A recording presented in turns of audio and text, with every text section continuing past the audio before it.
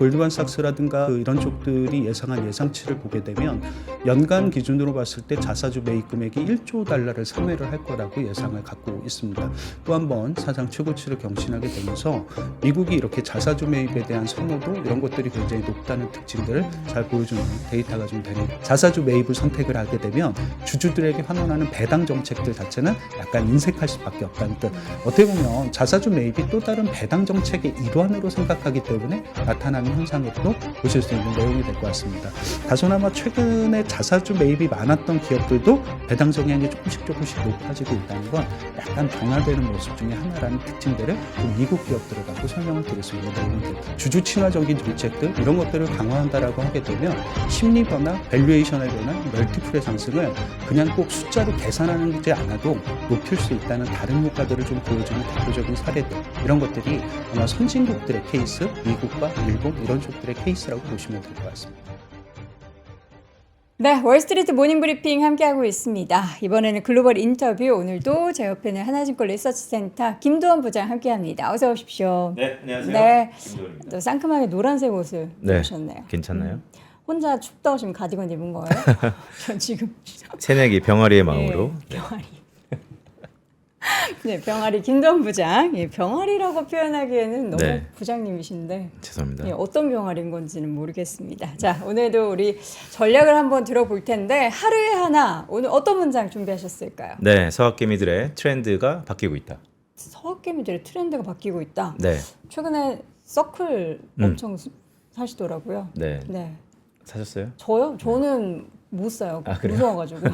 이미 급등을 너무 많이 했잖아요. 맞아요. 네. 그러니까 서학개미들 그러면 보통 M7에 특화된 빅테크 종목들이 주로 그들의 포트폴리오에 담겨 있었는데 네. 최근 서울 예탁결제원의 데이터를 보니까 7월 달 들면서 ETF를 제외한 뭐 서클 인터넷뿐만 아니고 로빈후드 그리고 마이크로 스트래티지 등등 이 스테이블 코인 관련된 종목들이 대거 그들의 포트폴리오에 들어가고 있더라.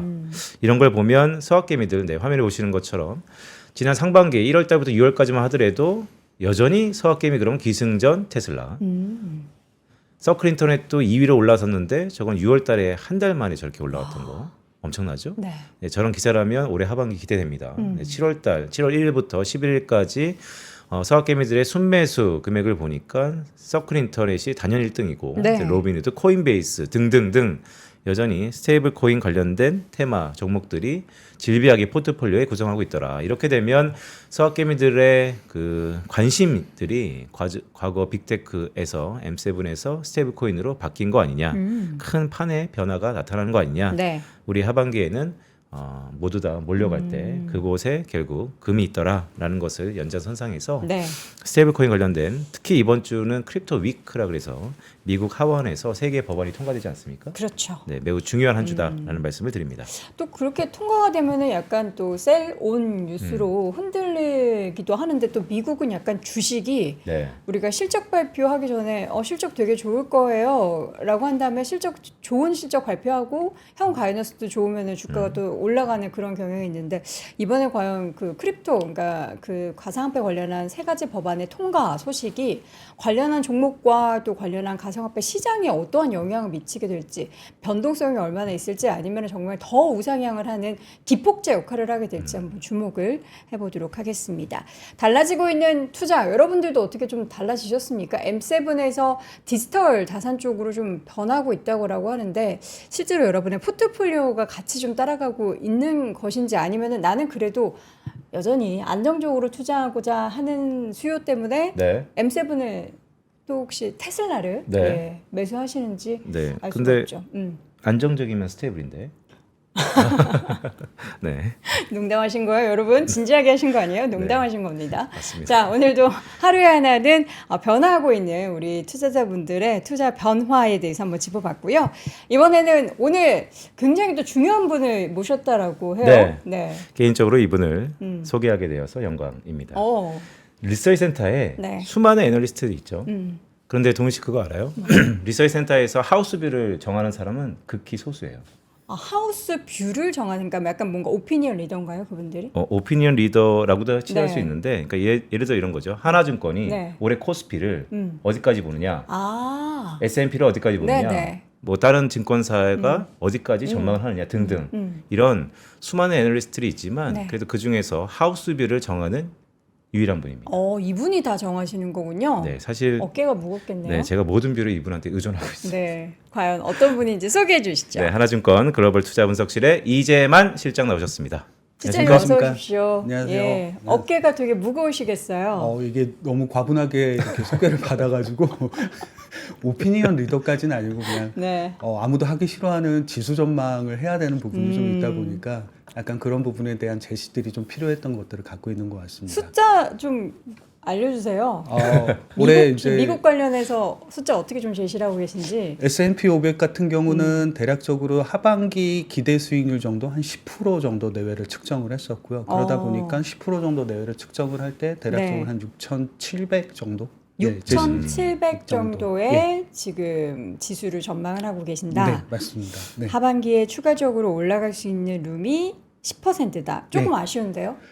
아무래도 근데 아쉽다라기보다는 네. S&P 500 같은 경우는 2023년, 2024년 이렇게 두 개의 연도 동안 대략적으로 지수가 50% 가까이 상승을 이미 했습니다. 그렇기 때문에 강세장을 3년 연속 이어간다는 것도 대단한 일이라고 생각을 하고 있고 아직도 사상 최고치를 경신하고 있는 모습들 자체가 네. 전체 글로벌 주식시장의 주도주가 크게 변하지 않았다라는 걸 잘 보여주는 아주 특징적인 부분이 S&P 500 또는 미국 증시가 보여주는 힘이라는 생각은 어느 정도 가지고는 있습니다. 알겠습니다. 자, 그러면 우리 어깨가 무거우신 네. 또 이재만 실장님의 오늘 미국 시장에 대한 뷰를 쭉 들어볼 텐데 최근에 미국 시장의 가장 큰 특징은 뭐라고 좀 생각하세요, 실장님? 아까 말씀 주셨던 것처럼 어떻게 보면 미국 시장이 갖고 있는 아주 본질적인 특징 중에 하나는 실적에 굉장히 주가가 잘 반영한다는 특징도 분명히 좀 네. 있는 것 같습니다. 실적이 좋게 되고 어닝 서프라이즈를 내게 되면 그만큼 주가가 많이 올랐음에도 불구하고 더 올라가는 모습들 이런 것들도 잘 보여주는 것 같습니다. 근데 요즘 들어서 올해 들어서 나타나는 또 다른 특징이 좀 있다라고 하게 되면 네. 잠깐 그림을 잠깐 보여드리게 되면 우선 S&P 500 같은 경우는 항상 성장주가 좋다는 생각은 누구나 대부분 다 하게 되죠. 그래서 올해 S&P 500이 YTD라고 불리우는 연초 대비 수익률이 6% 정도 되는데 네. 보이시는 것처럼 성장주가 굉장히 많이 오르게 되죠. 한 9% 정도 지수가 상승을 했으니까. 근데 의외로 성장주만큼 주가 수익률이 좋았던 건 가치주라든가 고배당 이런 쪽들보다는 여기 바이백이라고 써 있는 바이백 인덱스가 굉장히 지수가 많이 올랐다는 특징도 갖고는 있습니다. 잘 아시는 것처럼 저 바이백이라는 의미가 자사주 매입이 많은 기업들을 의미하게 됩니다. 물론 성장을 하는 기업들이 자사주 매입을 많이 하게 된다는 특징 때문에 나타나는 현상일 수도 있겠습니다만 네.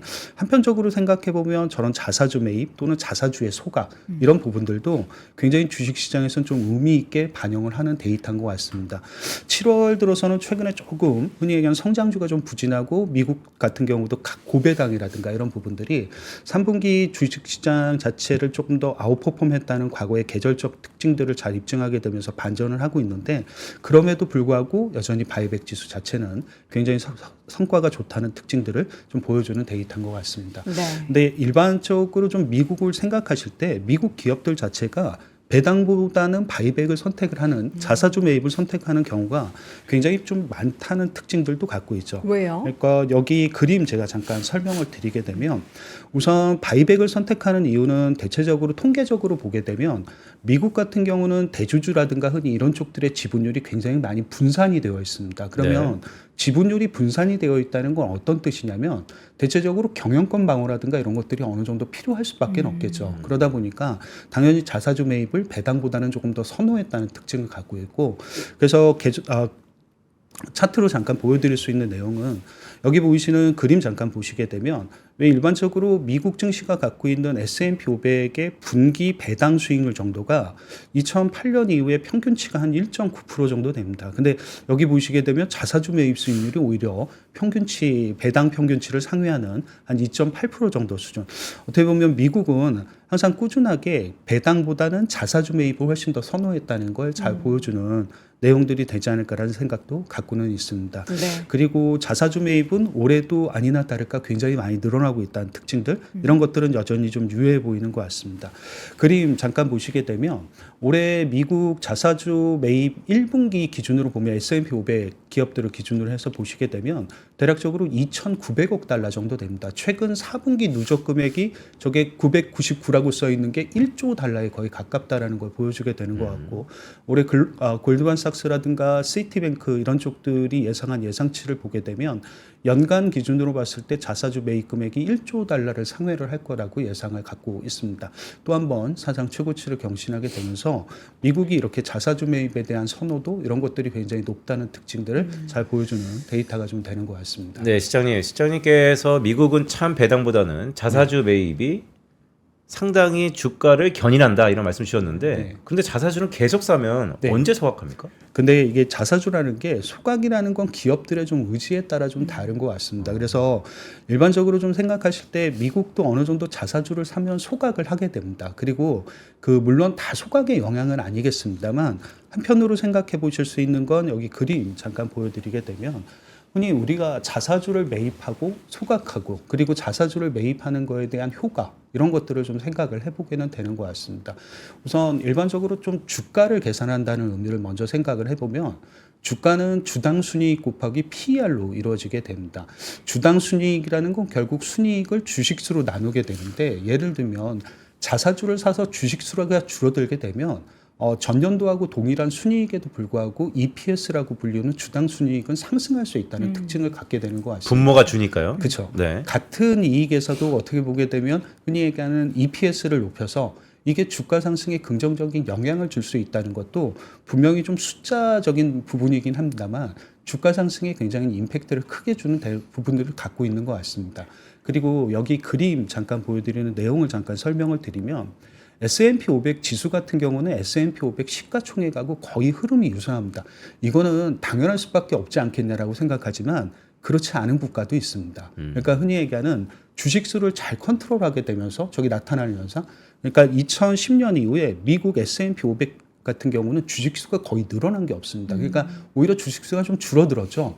그러다 보니까 시가총액이 올라가는 것보다 오히려 지수가 올라가는 속도가 더 빨랐다는 특징들. 아까 말씀드렸던 어떻게 보면 자사주가 갖고 있는 또 다른 효과 이런 것들을 좀 보여드릴 수 있는 내용이 되는 것 같습니다. 주식수를 줄여서 지수를 올리는 방법 이런 것들도 한편으로 좀 생각해 보실 수 있는 이론적인 방법 중에 하나가 되지 않을까. 이걸 미국이 굉장히 잘 보여줬던 케이스가 되는 것 같습니다. 요즘에 사실 우리나라에서 자사주 매입 그리고 그에 따른 뭐 소각 얘기들 굉장히 또 많이 화두가 되고 있는데 제가 이제 지난주 금요일에 우리 또 이남훈 교수님이 계신 한국기업 거버넌스 포럼에 저도 세미나에 참석을 했는데 굉장히 미국과 우리나라의 다른 점이 있더라고요. 네. 미국은 이렇게 저렇게 자사주 매입을 하게 되면은 아예 재무제표상 사라지는 주식이 되는데 네. 우리나라 같은 경우에는 그게 그대로 남아 있어서 네. 시총의 반영이 여전히 되더라고요. 예, 그래서 어떻게 보게 되면 자사주의 매입이라든가 이런 소각 이런 네. 부분들 자체가 잘 진행이 안 되다 보니까 나타나는 현상이 시가총액은 많이 증가한 것 같은데 네. 주가는 제자리인 것 같다라는 생각이 드는 그러니까 기업들. 주식 수의 변화가 없는 거죠. 네, 그러면. 맞습니다. 그래서 우리나라는 예, 어떻게 보면 물론 증자라든가 분할이라든가 이런 부분에 대한 효과 영향도 분명히 네. 있겠습니다만 한 번쯤은 기업들이 자사주를 사서 그거를 소각하는 게 주가적인 측면에선 굉장히 좋은 효과를 보여줬다는 건 네. 미국이 굉장히 잘 보여줬던 내용이 되는 것 같습니다. 근데 이게 우리나라 미국이 지금 네. 방금 말씀드렸던 재무제표상에서 우리는 네. 그대로 반영하고 있는 게 개선이 변화가 되지 않는다면 이게 자사주 매입하고 소각한다고 해서 과연 미국처럼 이렇게 따라 올라가게 될지 잘 모르겠어요. 근데 한편으로 생각해 보면 지금은 되게 과도기인 것 같습니다. 네. 모든 걸 한 번에 다 변화시킬 수는 없다는 생각을 갖고 있고 인식이 되고 인지가 된다라고 하게 되면 변화를 노력하는 과정들이라고 좀 생각을 해보신다라고 하게 되면 네. 한국만 꼭 안 된다는 얘기는 아닌 것 같습니다. 오히려 가능성을 좀 높게 보시면서 저런 것들도 하나의 벤치마크처럼 활용을 하시게 되면 아마 저런 것도 좀 의미 있는 한국 주식시장의 변화로도 이끌어낼 수 있다는 생각을 해보실 수 있는 내용도 될 것 같습니다. 그러니까 기업들이 자사주를 매입해서 실제 주가가 부양하면 주주도 좋고 본인도 좋고 뭐 상당 부분 상부상조하는 기조가 트렌드가 그렇죠. 만들어지면 또 말씀하셨던 것처럼 과도기지만 또 어느 한쪽으로 또 한국은 또 쏠림이 있으니까요. 일본 트렌드가 사례를 한번 좀 보도록 할게요. 일본도 자사주 매입하고 이런 소각하는 움직임이 미국과 좀 비슷한가요? 원래 일본은 솔직히 그렇게 많지는 않았습니다. 이런 사례들이. 근데 일본이 아시는 것처럼 2022년도 들어서 도쿄 증권거래소가 굉장히 많은 변화를 요구하게 됩니다. 기업들에게 이제 변화를 요구하게 되죠. 예를 들면 대표적으로 그냥 전체적으로 얘기할 때 주주 환원 정책을 강화하라는 얘기를 많이 하게 됩니다. 특히 일본 상장 기업들 중에서 PBR이 1배 이하인 기업들, 이런 기업들에게는 PBR 개선 요구를 굉장히 많이 하게 되죠. 근데 PBR을 개선시키는 방법이 뭐가 있을까를 생각해 보면 단순하게 보면 ROE를 높이는 방법이 있습니다. ROE를 높이는 방법 중에 하나가 자기 자본을 줄이는 거죠. 자기 자본을 줄이는 방법 중에 하나가 자사주의 매입과 소각이 있었던 것 같습니다. 그래서 일본 같은 경우도 토픽스 기업을 중심으로 해서 좀 보시면 제가 그림을 하나 갖고 왔는데 자사주 매입 금액이 굉장히 빠른 속도로 늘어나고 있다는 특징을 좀 갖고 있는 것 같습니다. 아까 말씀드렸던 도쿄 증권거래소가 주주 친화 정책들을 강화하라는 게 2022년이었죠. 그때 당시에 대략적으로 10조 엔 정도의 자사주 매입이 있었습니다. 일본 기업들은. 현재 어느 정도 되냐면 2025년 전망치긴 합니다만 대략적으로 20조 엔이 넘는 자사주 매입을 추진하고 있다는 특징들을 좀 갖고 있는 것 같습니다. 2배가 넘네요. 예, 이미 굉장히 많은 게 변했다라는 생각도 일본 시장을 보면서 좀 하실 수 있는 내용이 될 것 같습니다. 물론 일본 같은 경우도 수출 기업이 많기 때문에 뭐 엔화약세라든가 이런 것들로 구성돼서 흔히 얘기하는 엔화약세가 만들어내는 수출 기업들의 이익 증가 이런 부분들도 분명히 지수 상승에는 긍정적인 영향을 줬다라고 생각을 갖고 있고 특히 일본과 미국과의 관계가 트럼프 대통령 당선 이전에 굉장히 좋았던 부분들 아마 이런 부분들이 일본 지수 상승에 영향을 줬을 겁니다. 그러나 어느 정도 좀 생각을 해보면 내부적으로 분명히 변한 것도 있었다는 부분들. 그러니까 과거에는 주주 친화 정책 이런 것들에 대한 강화 이런 의지가 별로 없었다라고 하게 되면 이게 어떻게 보면 정부 정책이라든가 이런 부분들에 의해서 굉장히 의지 강화 쪽으로 바뀌었다는 특징들도 일본이 잘 보여줬던 내용들이 되는 것 같습니다. 그래서 실제로 일본 같은 경우도 주식 수가 실제 줄어들게 됩니다. 제가 그림 잠깐 보여드리는 이 그림 보시게 되면 이게 토픽스 지수하고 토픽스 지수를 구성하고 있는 주식 수를 나타내게 되는데 대략적으로 2022년 정도를 기점으로 해서 주식 수가 굉장히 빠른 속도로 좀 줄어드는 모습들. 아마 이런 부분들도 우리나라가 할 수 있는 부분, 즉 일본 같은 경우도 보시게 되면 2010년 이후에 2020년도까지는 계속 주식 수가 늘어나게 됩니다. 근데 어느 정도 자사주 매입과 소각 이런 것들을 진행을 하게 되면서 주식 수가 상대적으로 좀 빠르게 줄어들었다는 특징도 보여주게 되는 것 같습니다. 실장님 그 그림을 보니까 예. 저게 2021년도 토픽스 주식수를 기준으로 110 지수니까 이제 네. 현재 한 10% 정도 줄은 거잖아요. 네, 맞습니다. 그럼 주가는 그보다 훨씬 더 떴습니까? 그 사이에? 그 사이에 훨씬 더 주가는 뜨긴 했습니다. 물론 여러 가지 다른 이유가 복합적으로 작용을 했습니다만 주식 수가 줄어든 것도 어떻게 보면 지수 상승에 한몫을 했다라는 생각을 해보시면 될 것 같습니다. 그리고 일본 같은 경우는 좀 알려져 있는 게 뭐냐면 자사주의 소각이 굉장히 많은 국가이기도 합니다. 대체적으로 자사주를 사는 거에 한 절반 정도, 50% 정도를 소각한다라고 알려졌고요. 그 50% 정도의 소각은 미국보다도 더 큰 소각 규모라고 보시면 될 것 같습니다. 아마 이런 부분들이 자사주 매입과 그 소각의 효과 이런 것들을 보여주는 변화된 케이스. 어떻게 보면 미국은 이게 너무 오래됐으니까 변화됐다라고 보기는 어렵고 광인이 이겼겠죠. 네, 일본 같은 경우는 변화를 통해서 조금 바꿔놓은 부분들 이런 부분들이 좀 존재를 하는 것 같습니다.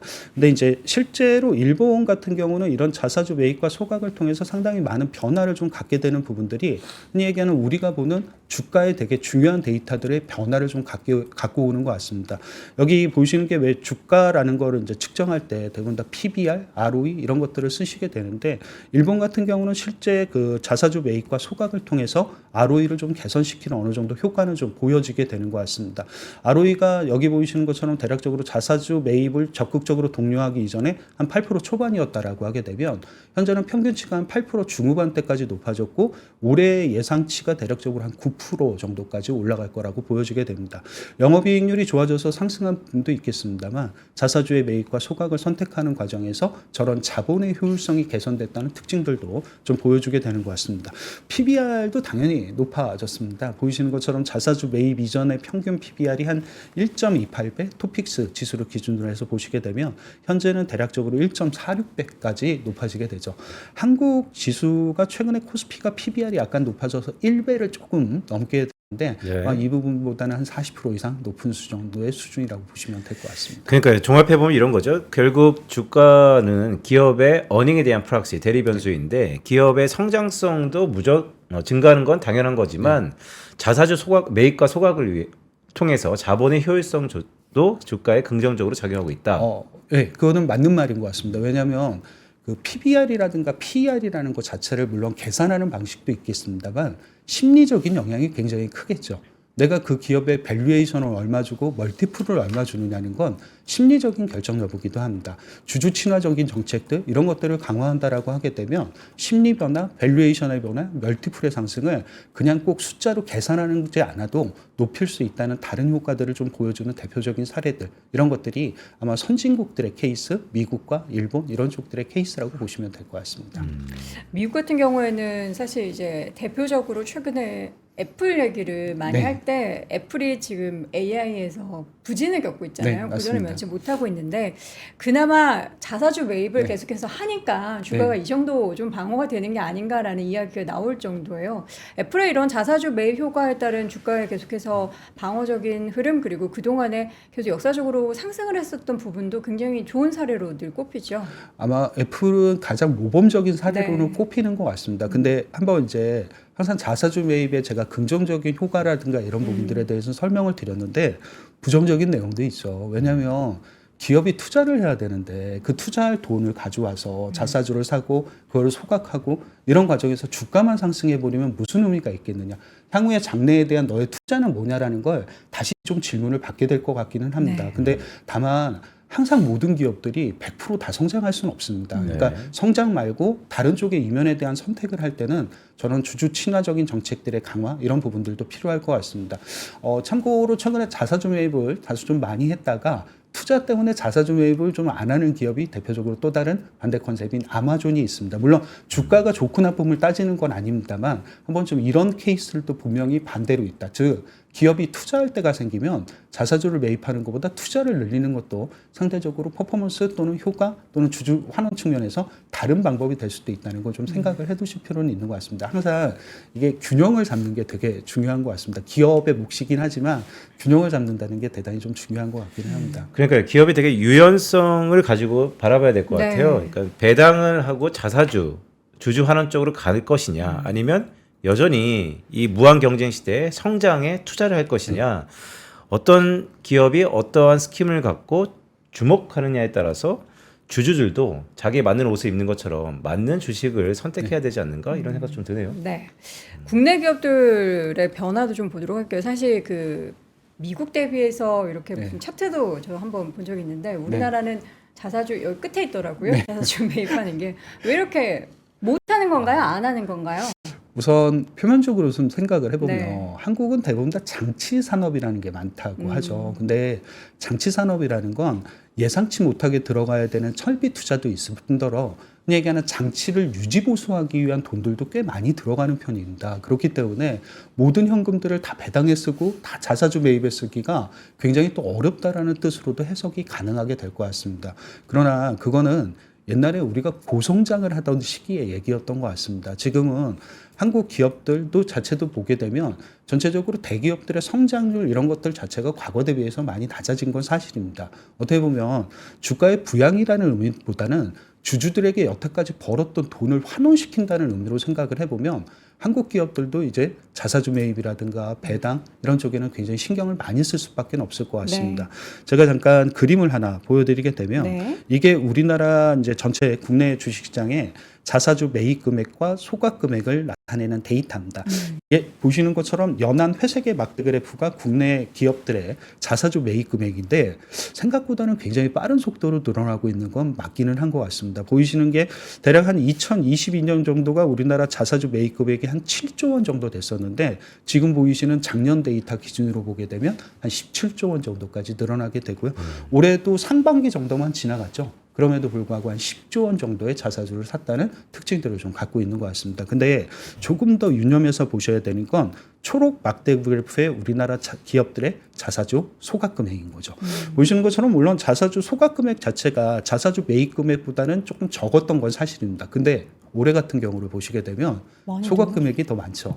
그러니까 이거는 기존에 가지고 예. 있었던 걸 조금 소각했다는 의미. 물론 네. 이제 삼성전자의 효과라든가 이런 쪽 대기업들의 효과가 당연히 클 수밖에 없습니다만 가끔 국내 기업들도 이렇게 변화할 수 있구나에 대한 생각도 한번 좀 가져보실 수 있는 변화의 또 다른 포인트가 되는 것 같습니다. 그러니까 변화해야만 되는 시기니까요. 지금은 기업들이 이렇게 발빠르게 움직이는 것 같은데 글쎄 오기 전에 약간 외신을 보니까 JP 모간인가요? 주주 환원 정책으로 네. 요즘에 이런 코스피 5천이 약간 유행어인데 2년 내 코스피 5천 갈 수 있다 이런 페이퍼도 지금 내고 있습니다. JP 모건이요? 네.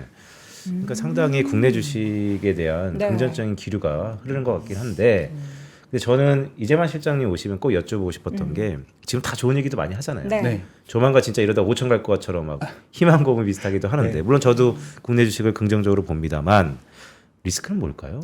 한국 시장이 갖고 있는 리스크는 우선 기업 실적의 변동성이 크다는 리스크는 불가피하게 항상 좀 있는 것 같습니다. 예를 들면 물론 JP모건이 한 얘기는 아니고 다른 얘기일 수는 있습니다만 올해 우리나라 기업들의 실적 추정치가 순이익을 기준으로 코스피 기준으로 보게 되면 대략 200에서 210조 원 정도 됩니다. 사상 네. 최고치를 경신하는 금액이죠.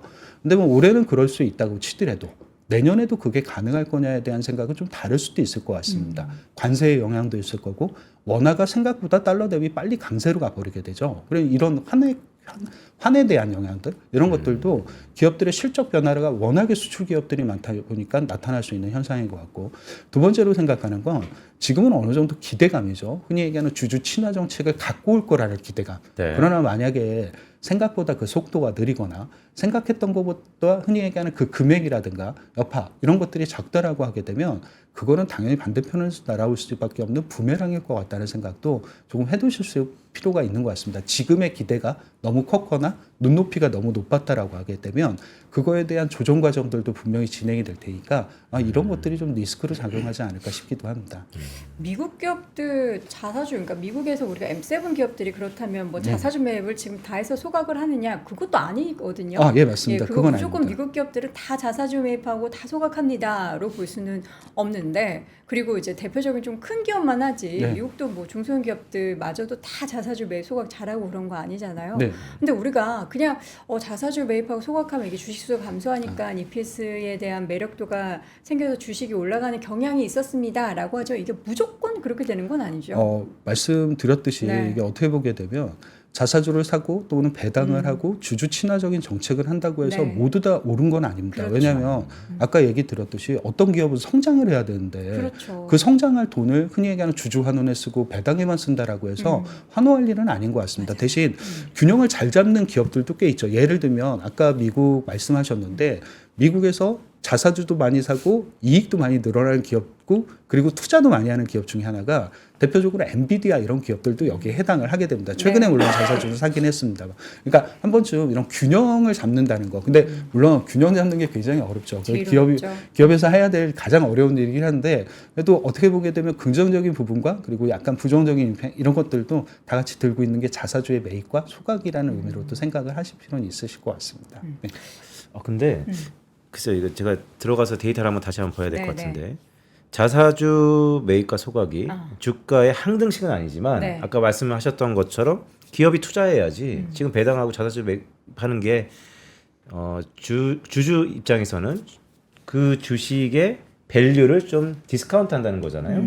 그런데 어떤 주식이 기업이 자사주를 매입하거나 소각하거나 주주 환원하는 건데 최대 주주의 지분이 작아. 이러면 오히려 내가 내 거를 더 배당하는 게 아니고 주주 환원 정책으로 항상 밸류가 좋았다. 이렇게 항등식은 없나요? 제가 물론 나중에 이렇게 기업을 선정하는 아이디어는 한국 같은 경우는 예를 들면 흔히 얘기하는 배당 소득에 대한 분리과세 얘기를 현재는 많이 하고 있는 상황이긴 합니다. 그러면 최대 주주 지분율이 높으면 높을수록 배당을 선택할 개연성이 높겠죠. 네. 여태까지는 과세 정책들 때문에 흔히 얘기하는 배당을 해봐야 세금이 많이 물려지기 때문에 그래서 배당을 선호를 안 했었을 텐데 이제부터 약간 분리과세, 배당 소득에 대한 분리과세 이런 것들이 생긴다라고 하게 되면 상장 기업 전체적으로는 배당 성향 자체를 높여가면서 배당을 선택할 가능성이 높은 건 최대 주주 지분율이 많은 쪽입니다. 네. 근데 모두 다 그렇진 않겠죠. 만약에 최대 주주 지분율이 낮다면 이라고 생각을 하게 되면 오히려 자사주를 선택할 가능성이 높고 특히 최대주주 지분율이 낮은데 자사주를 많이 이미 갖고 있다면 소각을 선택할 가능성, 별로 없다면 매입을 선택할 가능성이 높아서 아마 최대주주 지분율이 좀 낮은 쪽들이 자사주 매입을 좀 선호하지 않을까. 국내 기업들 같은 경우는 생각해 보실 수 있는 내용도 맞는 것 같습니다. 그러니까 이거 완전 전략적 포인트인데. 그러니까 최대주주의 지분에 따라서 앞으로 행태가 이렇게 바뀔 것이다. 자사주를 이미 많이 있으면 소각할 것이고 없으면 자사주를 매입할 거니까 그것의 기승전 결국 주가가 상승할 가능성이 높다. 이 얘기잖아요. 아마 상승할 수 있는 그렇죠. 가능성이라고 보시는 게 맞겠죠. 이게 모두 다 100을 설명하는 건 아니기 때문에 그 가능성을 보여줄 수 있는 내용은 맞는 것 같습니다. 사실 미국에서 우리 제일 많이 투자하신다는 그 테슬라 같은 경우에도 네. 뭐 자사주 매입을 그렇게 활발하게 하는 기업이 아니고 예, 전혀 하지 않습니다. 네. 테슬라는. 네. 그럼에도 불구하고 우리 시청자분들은 많이들 투자를 하고 계시단 말이죠. 네. 근데 이제 그런 기업이 우리 자사주 매입이나 뭐 주주환원체 모두 하겠습니다라고 하면 이제 난리가 나는 거죠. 근데 왠지 테슬라 주주분들은 싫어. 나 인정 안 할 거야. 그럴 것 같아. 아, 그래요? 더 성장해. 더 투자해. 우리 미래를 보고 투자했잖아. 주주환원 할 필요 없어. 그러니까. 주가로 말해줘. 지금 그럴 때가 아니야. 지금 주가 10배 가야지. 무슨 소리야. 2보 전진이랑 1보 후퇴 없어. 뭐 이런 거 아닐까? 그런 돈 쓰지 말아라. 네. 자사주 매입, 뭐 소가 그런 쓸데없는 돈 쓰지 말고 그 돈 다 투자해라. 우리 테슬라 주주분들은 그렇게 생각하실 수 있을 것 같은데 이제 국내에서는 이제 요 얘기가 굉장히 화두가 되고 있고 관련해서 사실 기업들도 엄청 주가가 많이 올랐어요. 자사주 네. 비중이 많은 그쵸. 기업들. 근데 이거는 좀 너무 과한 테마가 형성이 돼서 좀 주가가 오른 경향이 있죠. 근데 항상 이렇게 주식 시장에 이렇게 흔히 얘기하는 생성 과정들, 생애 주기들 뭐 이런 것들을 보게 되면 처음엔 모두 다 테마로 시작하는 것 같습니다. 테마가 되고 이게 성장이 되고 성장이 가치가 되는 과정들 네. 아마 이런 변화들이 되게 중요할 거라고 보여지게 됩니다. 이게 테마도 형성이 안 되면 성장하고 관심이 될 이유가 없는 것 같습니다. 그래서 오히려 제 생각에는 약간 지금은 좀 테마처럼 보이고 나중에는 이제 선별을 하시겠죠, 당연히. 아마 이런 과정들이 조금 변화되는 아까 그 말씀드렸던 과도기의 첫 번째 과정 정도로 생각을 하시면 될 수도 있는 부분이 될 것 같아요. 아까 제가 미국의 S&P 500의 주식수 그리고 흔히 얘기한 시가총액 지수 이런 것들을 보여드렸는데 한국 같은 경우는 여기 그림을 잠깐 보시게 되면 네. 한국은 2010년 대비해서 현재 코스피의 시총이 대략적으로 207% 정도, 200% 가까이 상승했습니다. 한 3배 정도 오른 거죠. 예를 들면 2010년도 1월 달에 지수가 얼마였냐면 코스피가 1600포인트 정도였습니다. 3배 정도 갔으면 지금 지수가 아니었겠죠.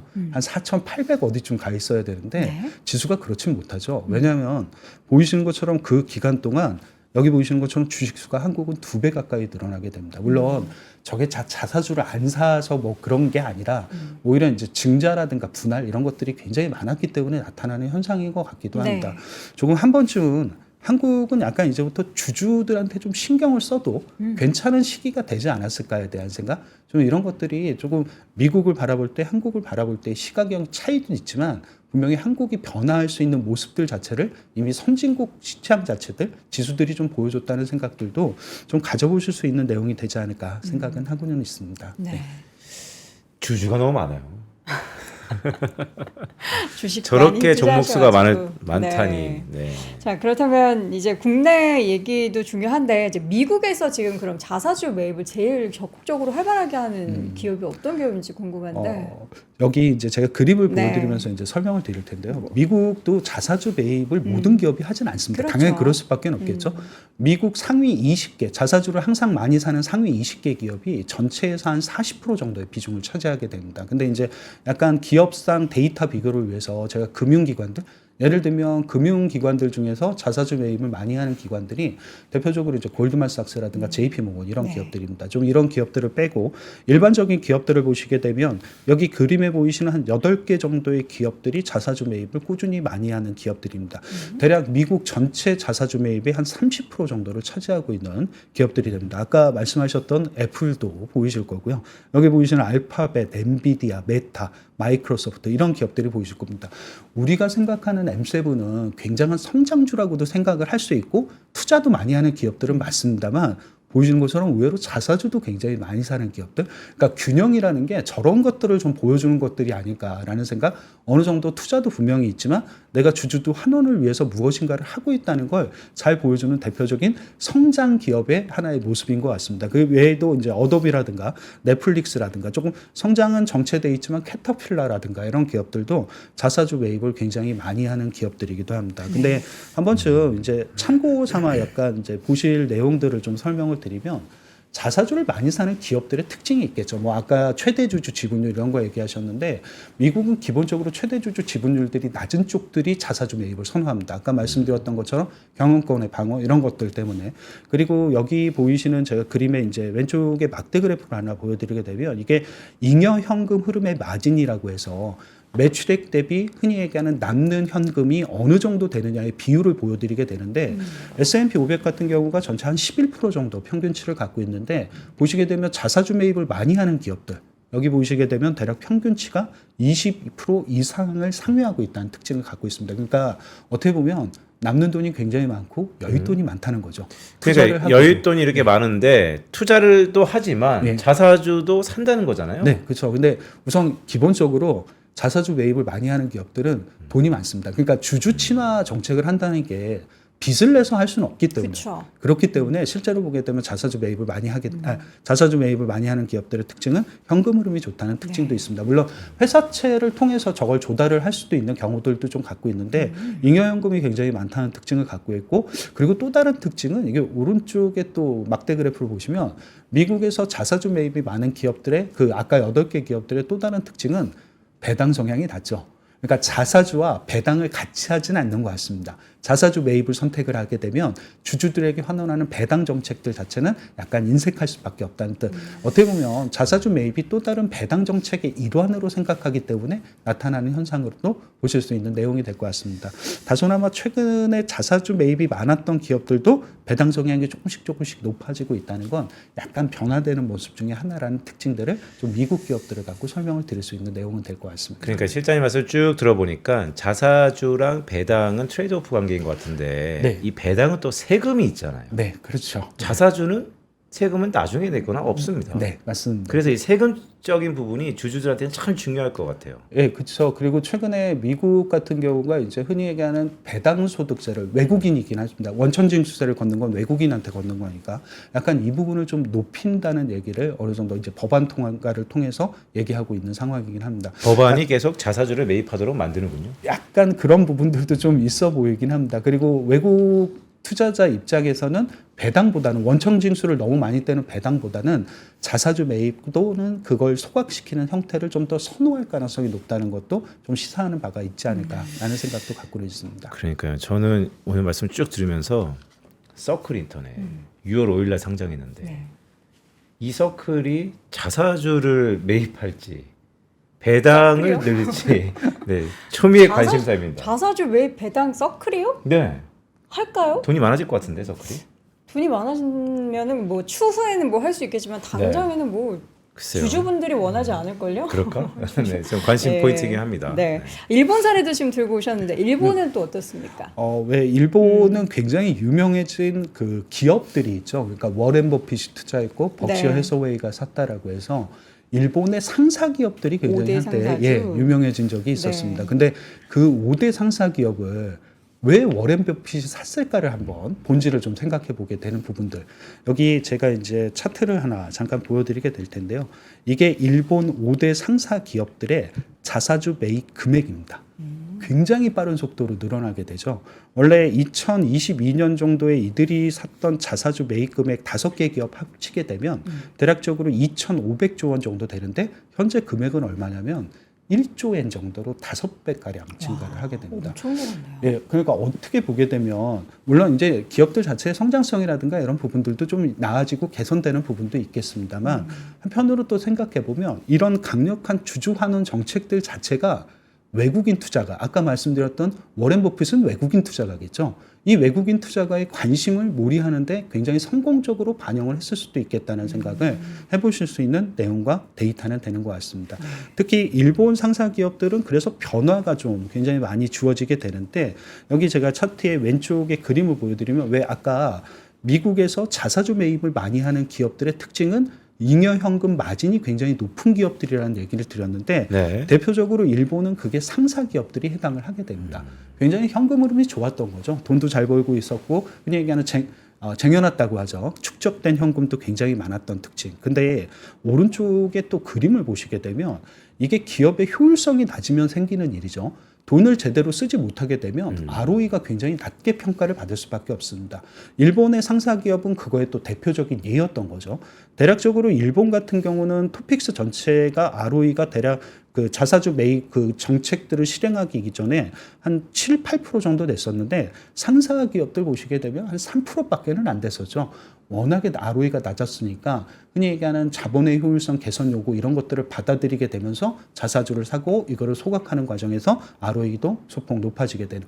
그래서 현재 일본 상사 기업들의 ROE는 대략적으로 한 5에서 한 6% 정도까지 높아졌다는 특징들을 좀 갖고 있는 것 같습니다. 당연히 관심을 가지셔야 되는 건 그들의 주가의 모습일 수도 있습니다. 그러니까 주가라는 게 흔히 얘기하는 주가 수익률 이런 거에 대한 의미보다는 아까 도쿄증권거래소가 2022년도에 했던 얘기가 PBR 1배 미만의 기업은 개선을 요구하게 됩니다. 네. 그래서 대표적으로 일본에서 PBR 1배 미만의 기업이 여기 보이시는 또 5개의 상사 기업들이었던 거죠. 그래서 자사주 매입과 소각을 선택을 하게 되면서 현재는 저기 보이시는 것처럼 PBR 1배를 대부분 다 넘는 기업들이 됐다는 그 변화들.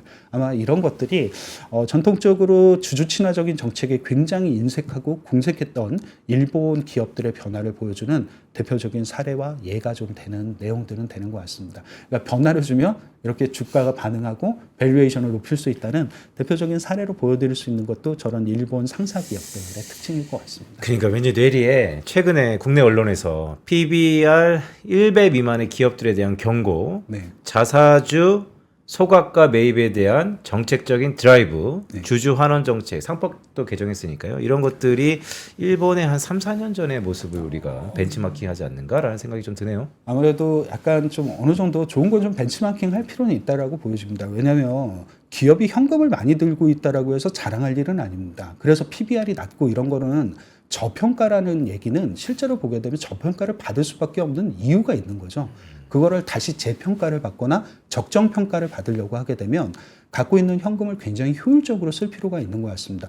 아까 그 말씀드렸던 무슨 자본의 효율성이라는 단어가 굉장히 어려운 단어가 아니라 갖고 있는 현금을 적절하게 잘 쓰는 게 가장 자본의 효율성을 높이는 길인 것 같습니다. 그게 투자가 됐건 저런 주주환원 정책이 됐건 무언가를 좀 선택할 필요가 있지 않을까.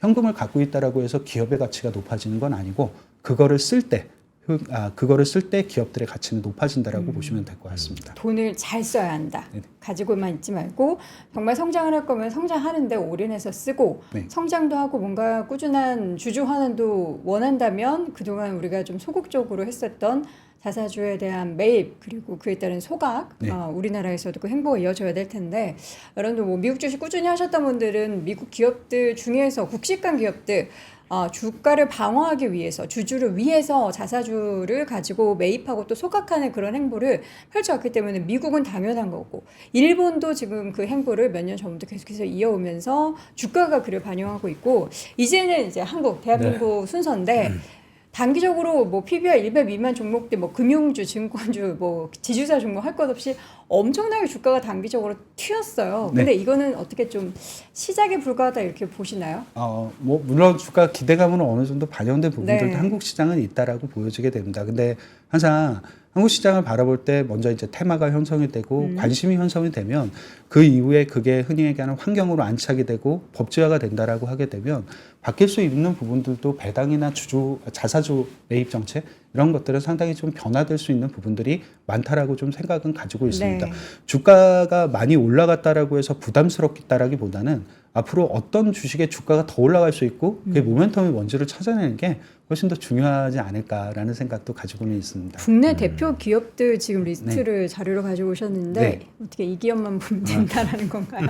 그러니까 아까랑 굉장히 비슷한 컨셉들을 좀 유지하면서 한국 기업들을 데이터로 봤을 때 어떤 기업들이 선정이 될 수 있는가에 대한 내용이기도 합니다. 네. 잠깐 그러니까 선정한 내용들은 아까 보셨던 그 미국 기업, 일본 기업들을 보셨던 내용들 기업들의 또 다른 대표적인 케이스가 될 것 같습니다. 우선 항상 현금 흐름의 마진은 좋아야 된다라는 얘기를 드렸으니까 우리나라에서 매출액 대비 잉여현금 흐름의 비율이 높은 기업들, 그리고 또 하나 생각은 ROE가 낮아져야지 기본적으로 이걸 하지 않을까. 왜냐하면 ROE가 이미 높은 기업들은 이거를 선택할 가능성이 없겠죠. 오히려 ROE가 낮아서 ROE에 대한 개선 요구가 많고 PBR을 이걸로 높여야 될 때, 아마 그래서 우리나라 같은 경우는 좀 선정을 할 때 ROE가 추세적으로 좀 낮아지는 기업들, 이런 쪽들을 선정을 했던 특징들도 갖고는 있습니다. 그리고 여기에 이제 배당 성향도 조금 살펴보실 필요가 있겠죠. 우리나라는 흔히 얘기하는 분리과세, 배당 소득에 대한 분리과세가 대략 배당 성향 35% 정도로 기준으로 하고 있습니다. 할 거라고 보여지니까 35% 미만에 있는 기업들, 그리고 여기 보이시는 것처럼 최대 주주 좀 지분율이 낮고 자사주는 매입해서 보유를 하고 있거나 또는 보유 비율이 아예 없다라고 하게 되면 우리 한 번쯤은 자사주를 매입하거나 또는 가지고 있는 자사주를 소각 선택할 가능성도 좀 높지 않을까라는 생각에서 선정한 기업들입니다. 물론 보이시는 이제 대부분 다 대형주들이 굉장히 좀 많이 있긴 하죠. 그리고 또 삼성전자라든가 네이버, 셀트리온, HMM 이런 기업들이 여기에 좀 선정이 되다 보니까 한번 이런 기업들도 이렇게 선정할 수 있는 하나의 아이디어와 방법이 될 수 있다라는 정도의 생각을 좀 갖고 보시면 어떨까라고 해서 갖고 나온 데이터기도 합니다. 그러니까요. 저 리스트를 쭉 보니까 최대 주주 명 중에 특수관계인이 있는 회사들이 종종 있네요. 네, 그 중에서 맞습니다. 최대 주주 지분율이 낮으면서 자사주 비율이 낮으면 향후 높일 수 있다. 네. 뭐 이런 기결점인 것 같습니다. 그 네. 낮다는 기준은 최대 주주 지분율을 상대적으로 평가해야 되는 거예요? 그렇죠. 아무래도 좀 상대 평가가 필요합니다. 네. 이게 어느 절대적인 기준선이 있는 건 그러니까요. 아니었기 때문에 좀 상대적인 평가가 좀 필요했던 부분들을 좀 갖고는 있었습니다. 그래서 아마 이건 좀 주관적인 하나의 데이터도 제가 관심 있게 보는 데이터들을 좀 집어넣었으니까 네. 살펴보시면 될 것 같습니다. 알겠습니다. 자, 이렇게 해서 자사주 매입과 소가 이제 미국 시장에서 그리고 일본 시장에서 당연했던 게 이제 국내로 과연 이 문화가 얼마나 빨리 퍼지게 될지, 또 약간 또 법과 제도가 지금 개선이 되려고 하니까 그 부분에 있어서 국장의 움직임이 또 얼마나 더 우상향을 그려나게 될지 기대 한번 해보도록 하겠습니다. 자, 오늘 하나증권 이재만 글로벌 투자 분석 실장과 함께했습니다. 실장님 고맙습니다. 감사합니다. 고맙습니다. 자, 월요일 월스트리트 모닝 브리핑 함께 하셨습니다. 저희가 7월 22일까지 지금 얼리버드로 앙트러프 러너십 컬리지 모집을 하고 있는 거 알고 계시죠? 여러분들 중에서 이제 사업을 꿈꾸거나 아니면 나는 스타트업을 하나 뭐 새롭게 아이템 좋은 거 지금 생각하고 있는데 그거를 좀 발전시키고 싶은데 이 시작을 어떻게 해야 될지 모르겠다 하시는 분들은요. 이분들과 함께 좀 아이디어를 공유하시면서 또 여러분의 생각을 더욱더 확장시켜 보실 수 있을 겁니다. 아정당 리튼 그리고 리멤버 티오더 캐시워크 그러나 스타트업을 창업한 이 분들과 함께 대화를 나눠볼 수 있고 이분들과 함께 또 더욱더 발전시켜 나갈 수 있는 그런 시간을 마련했으니까 여러분 영상 하단 링크 앙트러프 러너십 컬리지 함께 참고해 주시고요. 오늘도 이제 11시에는 네. 밥 드시지 마시고 네. 혹은 밥보다 밥을 드시면서 밥투입니다. 밥투. 밥 드시면서 이제 투자에 대한 이야기 주로 국장 얘기를 하죠. 주로 시간대가 뭐 점심 전후니까 국내장 얘기도 하면서 근데 국내장에 영향을 미치는 게 해외 소식이면 네, 미국장 얘기도 왕왕하고 있습니다. 네, 11시 밥 대신 투자 여러분 함께 해주시기 바라겠고요. 저는 내일 오전 6시에 다시 돌아오도록 하겠습니다. 여러분 오늘도 고맙습니다. 고맙습니다.